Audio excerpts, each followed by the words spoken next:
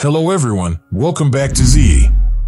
Today we brought to you an intriguing topic, the extinction of the alien machines. Subscribe to our channel and let us find the mysteries together.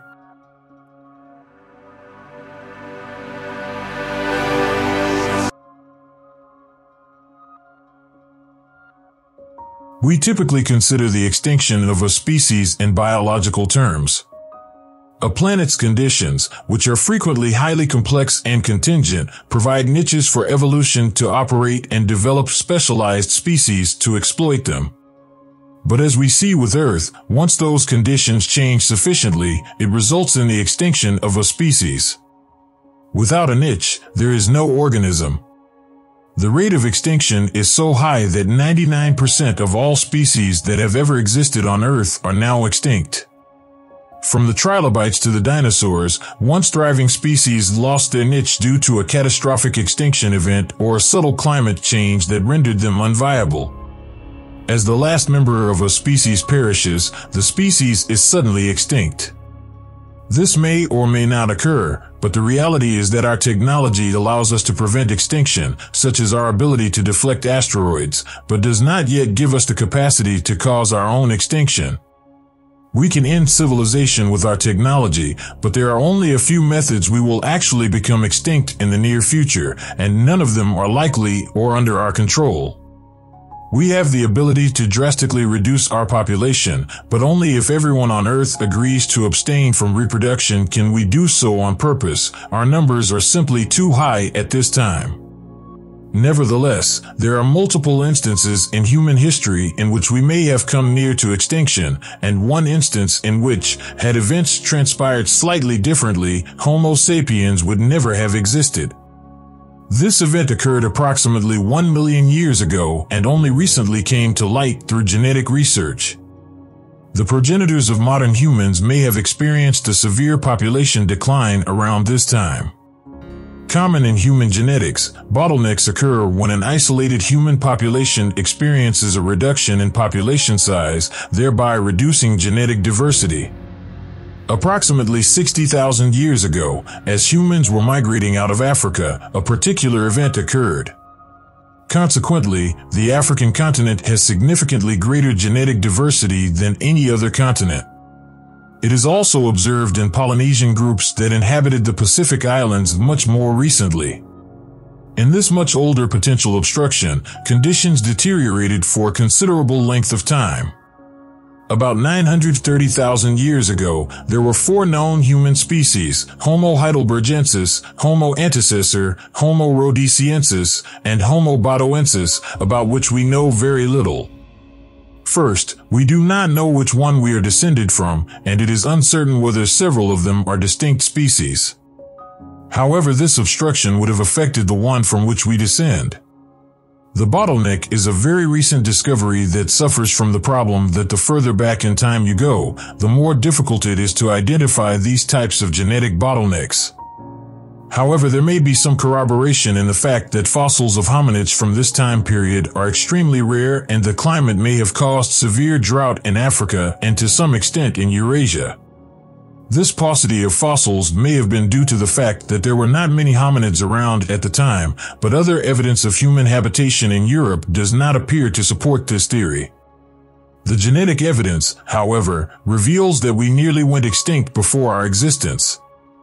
The evidence indicates that the breeding population of our progenitor hominid decreased to 1,300 individuals during the bottleneck, less than 2% of the estimated population of hominid ancestors at the time.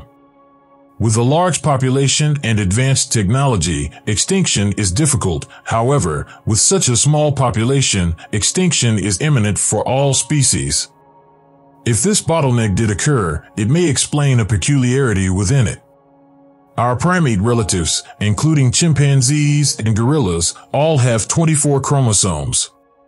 We have 23 chromosomes due to the fusion of 2 chromosomes. This is thought to have occurred right about this same period, and may also have had something to do with the bottleneck. However, there are alternative routes to this result that do not involve a bottleneck, so the research remains controversial. However, it does demonstrate something. It was good fortune that brought us here. If this bottleneck or any of the other severe suspected bottlenecks in human history had been slightly worse, there would never have been a technological civilization on Earth. This does not preclude other species from becoming technological in the future, we just did it first. In a million years or more, a cetacean or octopus civilization may have dominated the planet. Or perhaps not. Perhaps other factors in human evolution that contributed to our evolution are absent in many other species. Thus, the solution to the Fermi paradox presented here is pragmatic. It's just that intelligence is uncommon because extinction is so common, and the progenitors of what could one day become a civilization frequently short-circuited by dying out. In fact, it only took a million years for this hypothetical bottleneck to reach us, and in that time anything could have happened. Had it occurred during a bottleneck, we might not be here. Similarly, movements towards civilization and intelligence may occur frequently in the universe, but they rarely succeed because the delicate balances required to maintain a specialized species inhabiting an evolutionary niche are disturbed too frequently, resulting in extinction. The Earth was fortunate in that it provided just enough stability over just enough time for this to occur. But now that we have arrived, we confront a new obstacle. That of the halting of evolution and the progression of technology. As technology advances, biological evolution may cease to occur because the forces that drive it are mitigated, and with complete command and control over heredity, a civilization becomes the driving force of evolution and directs it. In principle, it is possible to create a human from start by constructing its genome. However, there is also the potential for a technological singularity, which some believe we have already reached. In some respects, technology does not appear to be advancing at an exponential rate, at least not any longer, but in others, such as artificial intelligence, it is. And with AI may come better, more efficient methods to develop technology, and as Ray Kurzweil has written, the entire situation could become rapidly incomprehensible.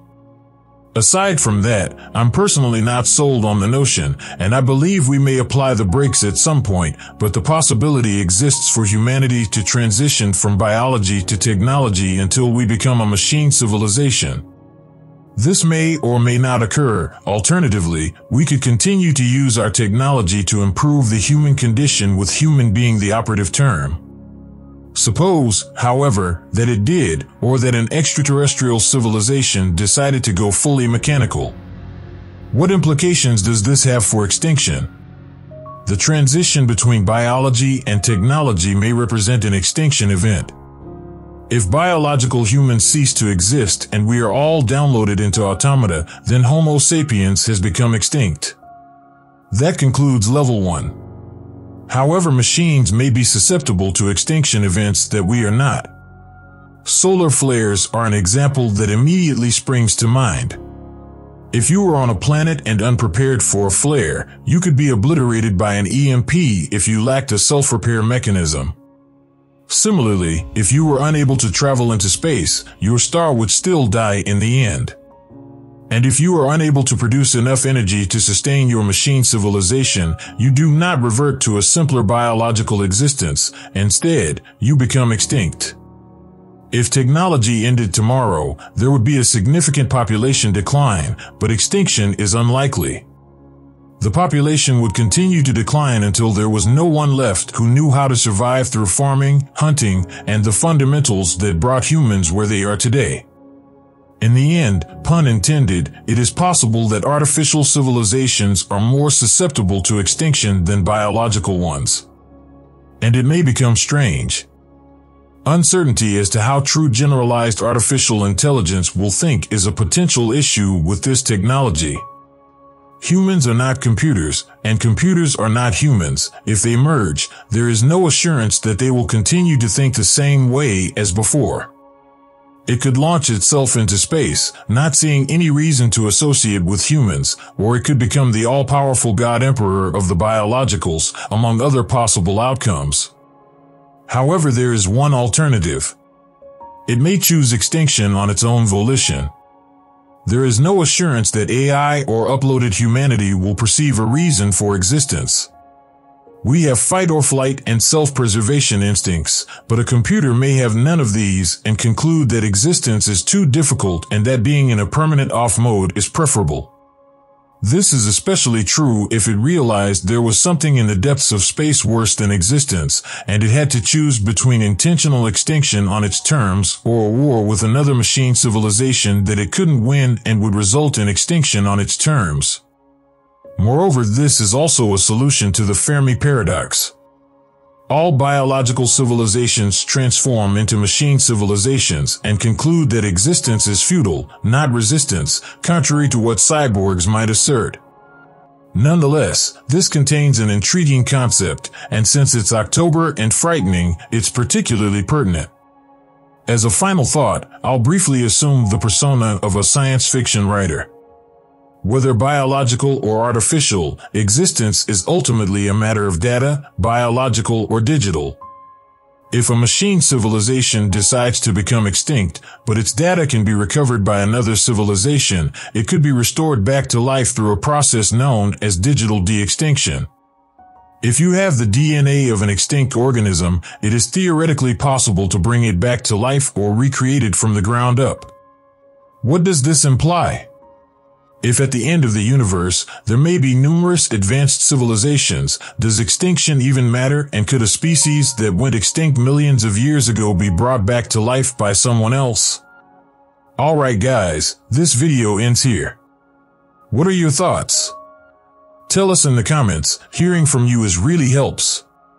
Thank you for watching, and please subscribe to our channel for regular, in-depth explorations of the fascinating, strange and unknown aspects of the universe we inhabit.